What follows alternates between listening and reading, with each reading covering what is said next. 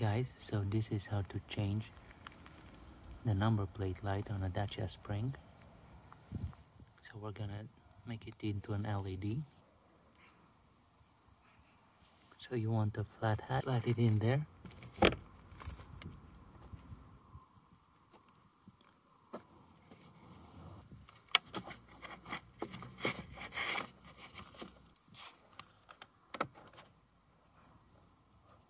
Twist it like that. Get your new light.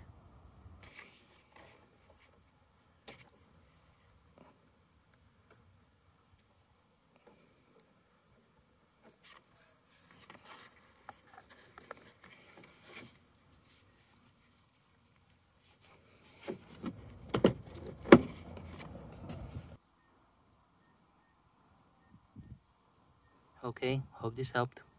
Bye.